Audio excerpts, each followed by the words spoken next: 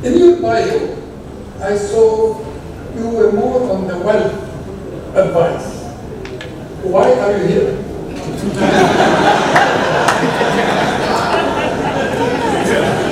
That's a very good question.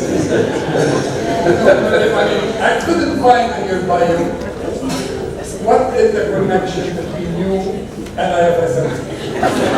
Okay. I'm a specialist from an IT background, but 25 years in solution architecture from an IT basis. So I provide solutions for IFRS 15 compliance through technology. That's the relationship. I'm not an actuary. Okay. I'm going to make a bit of a disclaimer. I'm not an actuary. I'm not an insurance person. I talk technology. So most of the time, thank you. Most of the time when I speak to insurance people, they have a very difficult face to read because technology and insurance don't really get along. But I try by any means to make some sense when I'm talking and try to throw in some insurance words so that it can make sense. So, yeah, I find it challenging sometimes to wear a shirt and jacket in front of me. I'm used to t-shirts and slippers and all that thing. But yeah, I'll try to relax. If you look at my friends today, it's very, that's IT people. That's how, we are not very nice to many people, but that's how we approach everything. So I'm here basically talking about what they call the IFRS 15 engine. Our previous presenter talked about speaking to vendors and all that. So basically that's what I'm here for. I'm a vendor for IFRS 17 engine, and the engine that we sell or we provide to insurance industry is called Oracle Insurance Analyzer. So it is for specific people across the world who are capable of implementing such. So that's the reason why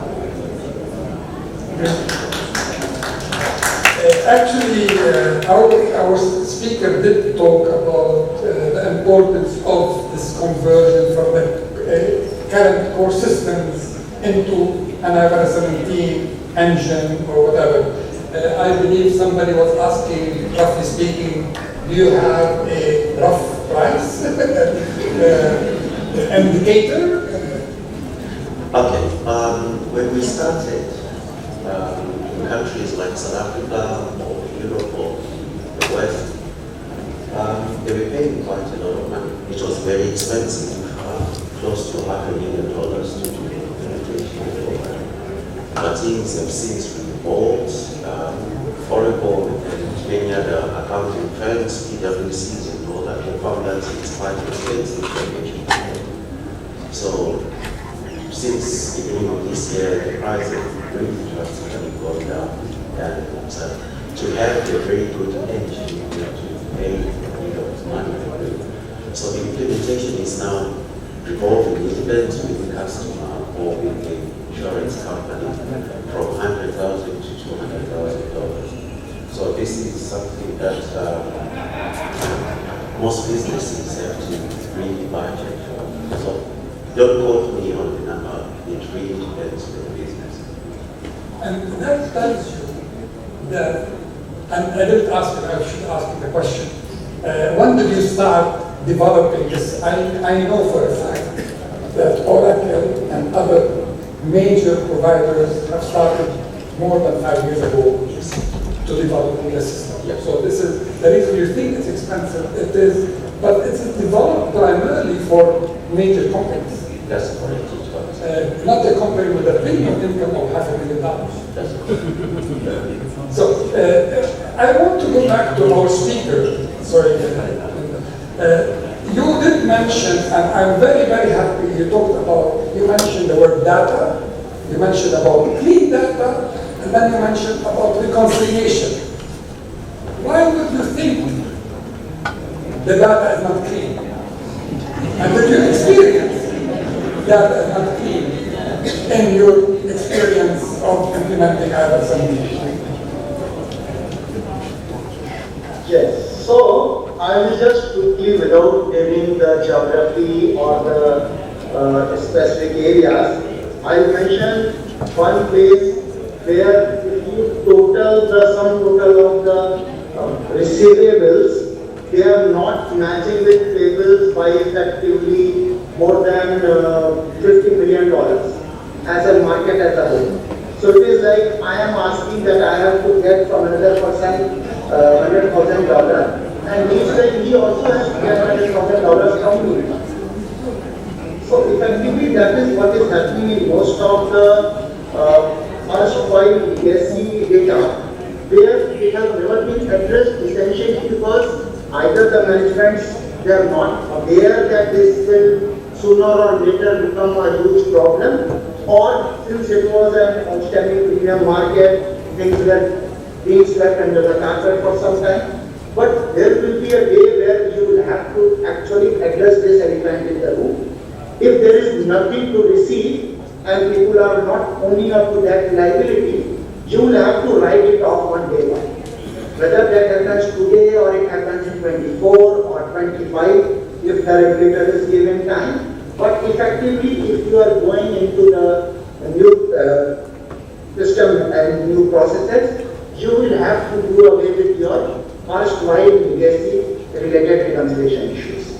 And it is not one country I am talking about. In my actual implementation experience, even in GCC, where they are supposed to be rich and having a robust system and process in place, even there the facultative receivables and payables remain a challenge.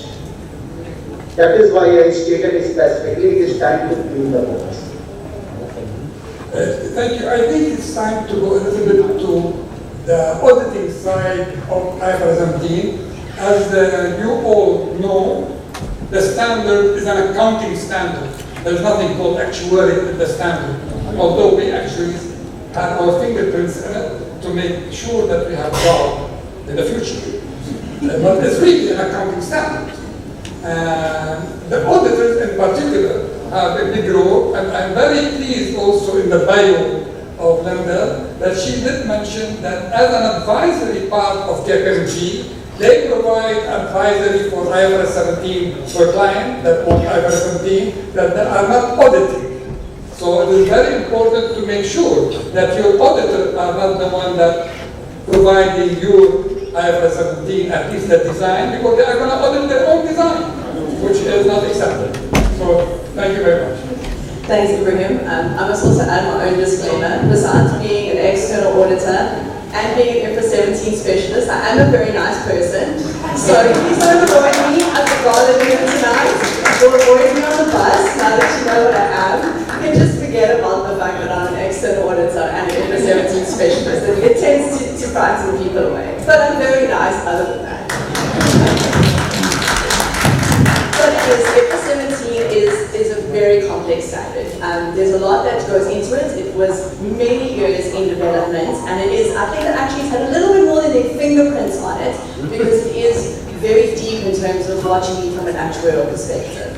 And so that makes it a very complex standard, but what's compounding the complexity of IFRS 17 is where it's fitting into our daily lives. We speak about IFRS 17 being, business as usual, and then your IFRS 17 project and what's happening there. But our business as usual as insurers is not business as usual. We've got so many other things that we're dealing with. And I say we because although I'm an auditor, I'm there with you. Either with my clients, either as an auditor or as an advisor. And so it's we as the insurance industry. We're dealing with trying to increase this penetration for the African market. We're dealing with climate change. We're dealing with ESGs. We're really dealing with data and system issues before IFRS 17 comes along. And so IFRS 17 is just one more problem or one more issue that we need to deal with. It's not like business as usual is going along smoothly and we all have time to focus on a new project. And so that does make it a little bit more complex. But the one thing, before we get into the specific complexities and the data and the systems, The one thing that I really want to touch on to make sure when you're going through your IFRS 17 project, and this is something that touches the listed, it's something that touches your medium insurers, something that touches your small insurers, wherever you are on the scale.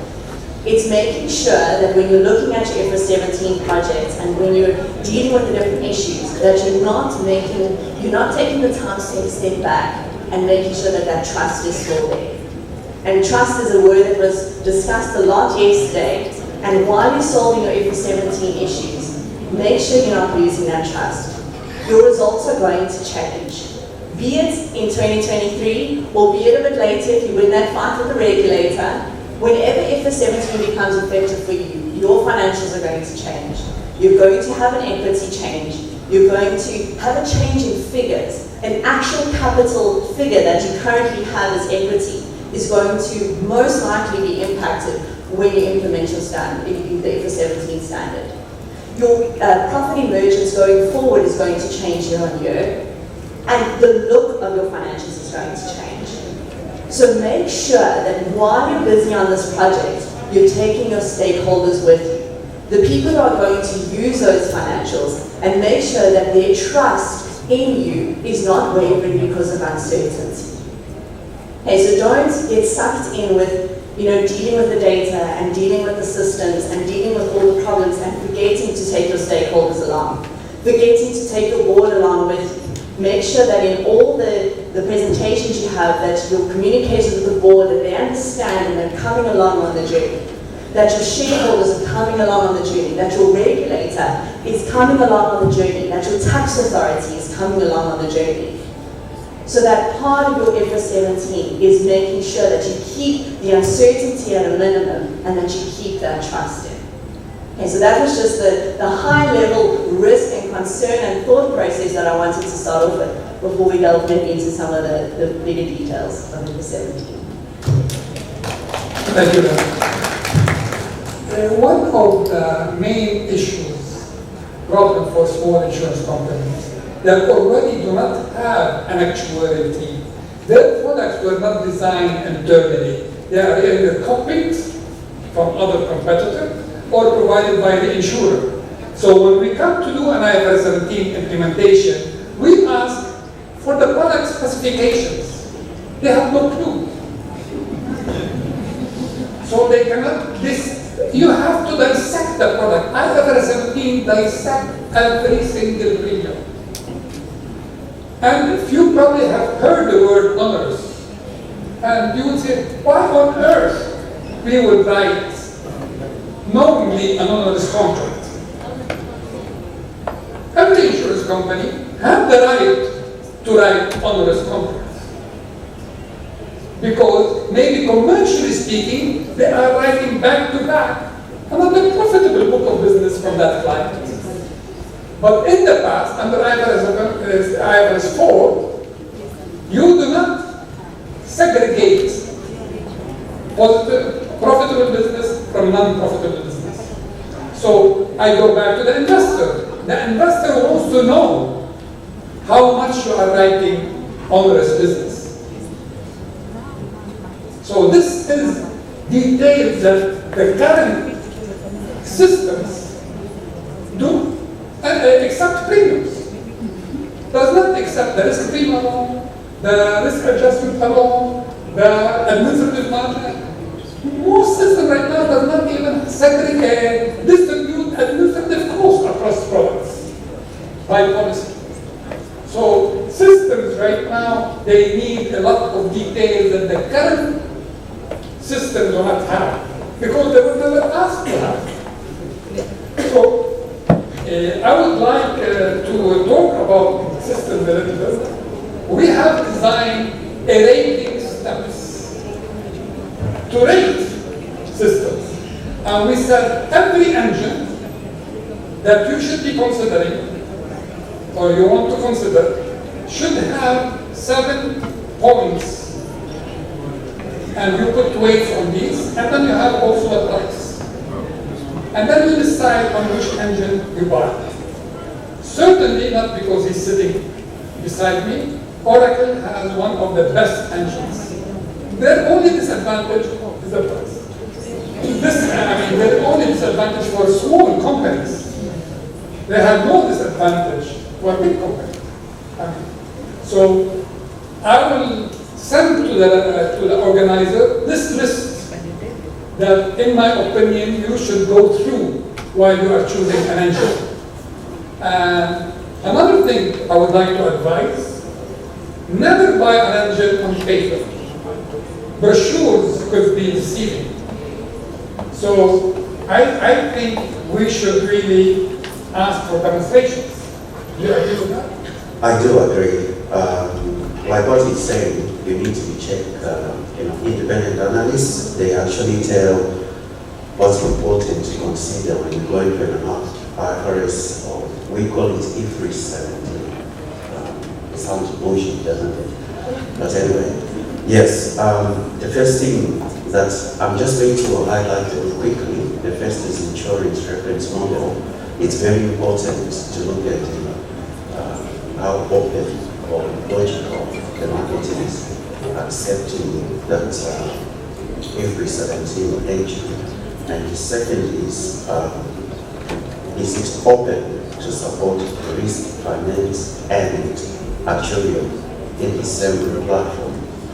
And also you need to consider data quality and image tracking that comes onboarded into the system. We've got challenges right now in most African countries, like what you was explaining. Most insurers don't know exactly what data that needs to be provided. And what I can tell you is an IT person, data. If you want to understand a company, look at their data. Data is like doing a blood test on a sick person. You know exactly what's causing the person to be sick. So it's very important to have the right data and scrubbing that data to make it relevant to the engine is quite a job. It costs a lot of money. And then the other thing is the ability to provide business intelligence reporting, because there's analytics at the back end. You need to understand exactly when you are reading the figures or when you're seeing the graphs, does it make sense or does it pertain to what you're currently doing? And lastly and not least, the image and the transparency for that metadata is quite important. So what Oracle Insurance Analytics Analyzer does, it gives insurance companies the capability to present IFRS 4, 9, and 17 in the same kind of software engine. So those are the things that you need to consider as a control. Thank you.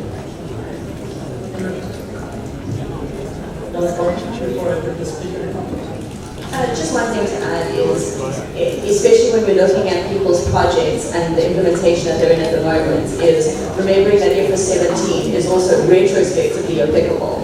And so it's not only the issues with your data now that need to be overcome, it's also looking back in time. So when you were talking about, having to dissect what is in the policy wording, what does the data look like? It's not just your policy wording now, your new policy is written, but it's also looking at historic policies that were written that are in force today. And that's where we're seeing a lot of the issues come out, where people are so busy trying to get their transition number done. That's where a lot of people have gotten stuck. And so you've got this transition number, and once you've got that number, you can start looking at your business as usual under IFRS 17. But that's where the industry has gotten stuck because of these data issues and because of having to backtrack and understand why certain decisions were made in the past. And that really has impacted the impracticability dates and what you're looking at for fair value versus modified retrospective versus what you can actually do for your retrospective.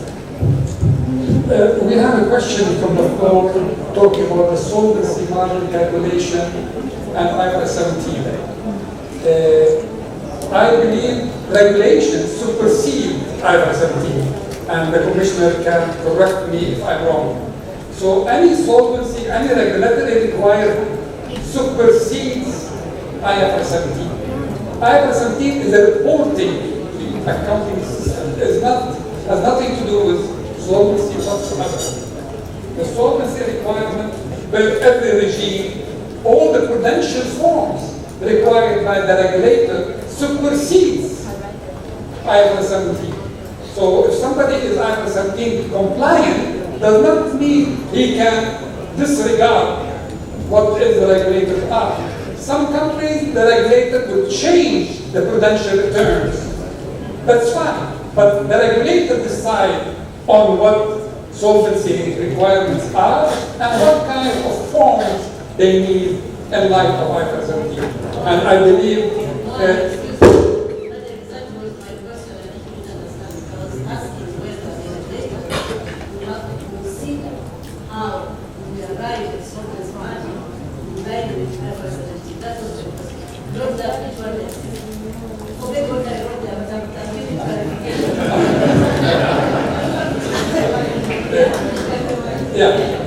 I know for a fact, many regulators are reconsidering many things in light of IFRS 17, but it's up to the regulator to decide how to do it. Is that correct? It's up. The law gives the power to the regulator. It supersedes the accounting standard. Is that correct? Yeah. Before we lose our speaker, I would like to thank him, and I'll ask him if he has a couple, you have a minute or two, if you'd like to say a couple words before we sign off. Thank you so much, everyone. It has been an august gathering, and I'm really honored to be part of this discussion. And as we discuss more and as spoken by my fellow panelists, we will be keen to look at the timelines as it emerges in East Africa, because as earlier put in very precisely by Mr. Muhanna, we are looking at something which is almost at a very fast pace. So what happens is that if you are traveling too fast, there is a possible accident which may happen. So I will concur with my fellow panelists that we are looking at some if not for 2 years, 1 year, we are at least talking about 2 quarters or more of relaxation from the regulators across East Africa. Because even in India, the regulator has just put the steering committees only last month. And they have given the timeline of parallel run from 1st of April 2023, given approximately 6-7 months to the insurance companies to get ready. That said, I think there also we are looking at the similar circumstances, because it is not easy to quickly gather our pace and implement it in a very quick manner. That is all from my side. I will really thank all of you to be listening patiently to this discussion. Thank you so much, Mr. Muhanna, and other people on the dais, and I also thank the organizing committee for giving me this an opportunity. Thank you so much. Thank you very much. We still have 6 minutes. You have 2. You have 2. I have 2. You have just announced for you also. Actually, we are very accurate. See, we know how to divide. As a matter of fact, once they were asked an actuary, how many types of actuaries there are? And the actuary answered, he said there are 3 types of actuaries. One type knows how to count, and another type does not know how to count. And the third person, the person was still waiting for what is the third type. And he couldn't understand. That actually he asked him, but not know how to count.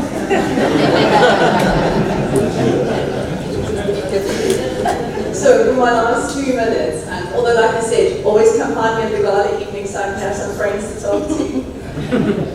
But as we sit today, there's a lot of work to be done, and so really look at your organization and prioritize what are you going to do in the next couple of months. We all started all starry-eyed a couple of years ago about these great plans, about how it wasn't going to be just compliance. We were going to use the IFRS 17 opportunity to fix our data and fix our systems, and all was going to be well. And unfortunately, due to a couple of things that have happened along the way, we're not in that position anymore. And so we really have to reassess what are the priorities to get to the end goal? And what do we need to do to be compliant with IFRS 17 to ensure that we keep that trust? We don't have, qualified opinions or changing results year in year as we're trying to get IFRS 17 bedded down. And so really it's looking at where your entity is at this point in time, making sure you're assessing where do we need to get to, what are the must-haves and what are the nice-to-haves that are not compliant. When you're compliant with IFRS 17, then what are we going to change and streamline and automate going forward? But how do I get to that compliance deadline? And bring your stakeholders with it. Be engaging with your regulators. If you want to have the fines of getting an extension, make sure that you're engaging with your stakeholders about that. And as you build up to IFRS 17, make sure that you're getting the numbers out, that you're discussing the numbers with your investors, with your shareholders, with your board.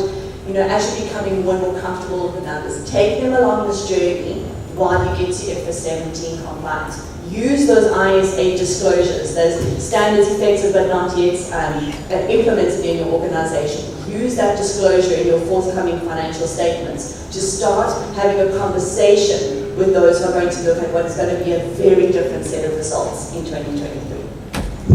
Thank you very much.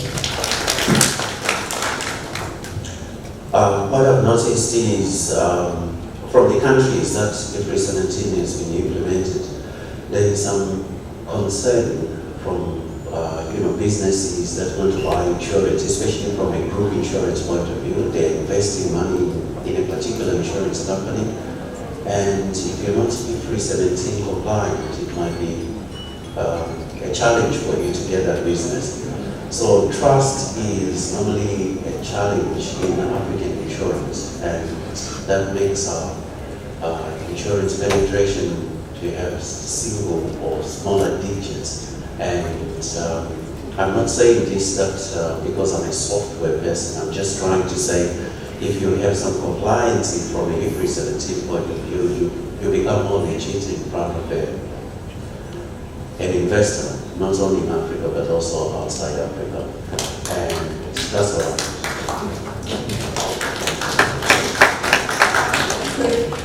Thank you.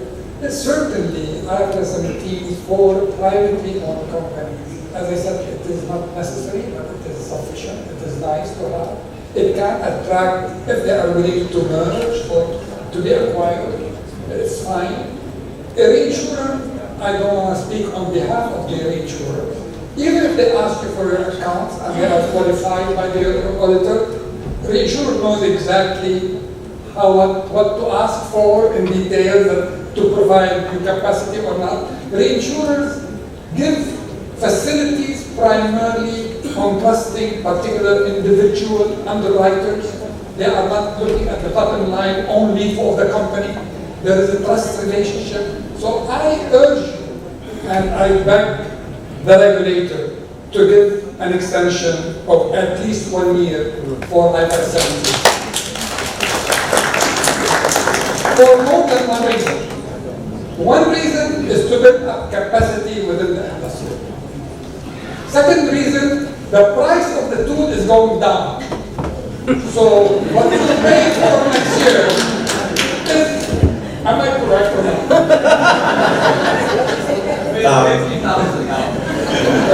We've got, sorry I forgot to include this, we've got now IFRS 17 as a service, something that we provide to the major market. Oracle is agreeing to do that. So it's going down, it is going down. But I'm not sure of another extension. I don't know. By the way, I said I've been working for 45 years. As far as IFRS 17 is concerned, I'm consulting over 30 companies. So in 8 different jurisdictions. So that tells you I know what I'm talking about. So please, knowing that we have regulators in the room, I don't think, even companies that are ready, they don't mind the exception. And I don't think any company is ready. So they can give papers to the regulator, they can provide the gap, they can provide the design. But internally, are they able to really digest? internally their IT system to communicate with a tool, with an engine. That's ready. And the regulator is after the safeguard of the policyholder. And that won't change anyway. The potential return, the regulator is on top of it. IFRS 17 has nothing to do with protection of policyholder. Regulators have the authority to give an extension. And on your behalf, I ask our peer commissioners in the different jurisdictions to give them at least 1 year, provided that the ball is rolling. Good day, and thank you for having me.